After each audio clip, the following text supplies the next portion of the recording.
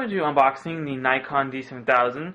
So as you can see, this is a refurbished product, but it's actually a factory refurbished product. So that means that Nikon restored this camera to Nikon factory specifications by Nikon Incorporated. So it's pretty much exactly like buying the same thing, or I'm sorry, a new one, or at least it should be. That's how they made it sound. So you save about $250, I believe, on this camera instead of buying a new one. So if it is just like a brand new one, then I do think it's a good deal. And if it's not, then I'm going to take it back and just buy a new one. So we'll have to see how it is and what kind of condition it is, and I'm going to see how many shutter occultations it has on it and stuff like that. But so this is factory refurbished, and it's sold through Adorama. Ordered it off of their website. So let's start with the unboxing. And the box isn't the same as Nikon's boxes usually are, because it says reconditioned product on it. It's almost the same, and they package it exactly like they do the new ones. So we got all your manuals with the eyepiece cover, the View NX2, all your manuals, this little foam piece, and we'll get to that next. We'll do this first. So in here, like usual, so it says we have a 90-day limited warranty. Here's the camera itself. Take it out of here. Okay. So the SD card slot was left kind of open. It's a little weird. Kind of forgot to close it, I guess. So as you can see, let me focus it. Comes with the screen cover. Got the eyepiece that already comes on there. Just the standard buttons: playback, delete. You've got your live view switch right here with the record button, multi-dial switch, all your little buttons over here. We have a mini HDMI, USB, AV out, and then the bottom we have a microphone input, along with a, looks to be one of their GPS things. Let me get this back in focus. Okay. And over here, like the D300, we have your autofocus and manual. But on the D300, it was more, you had your options for a continuous, single, or manual.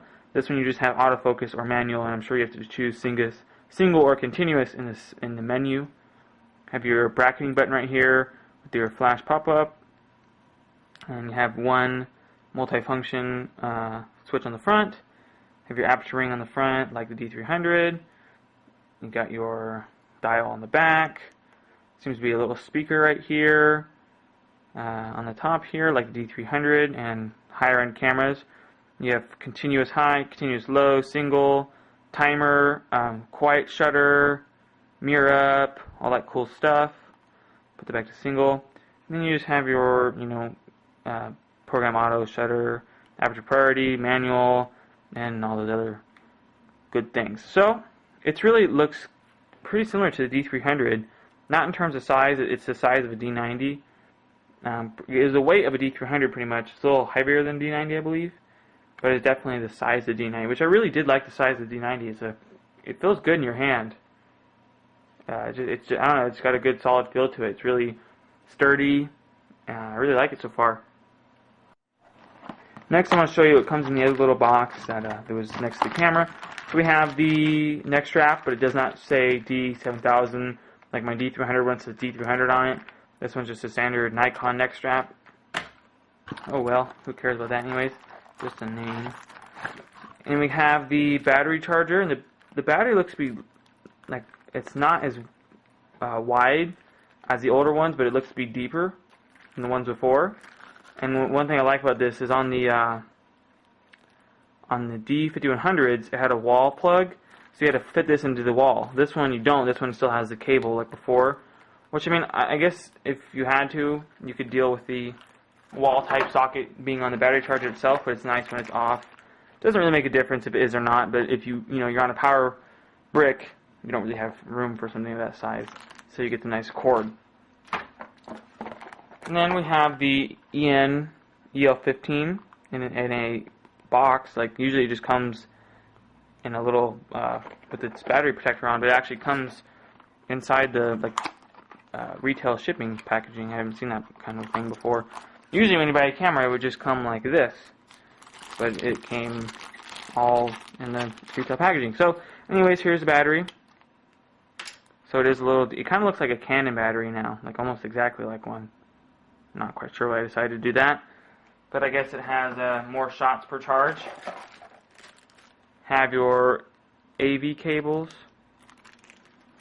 and lastly we have your USB.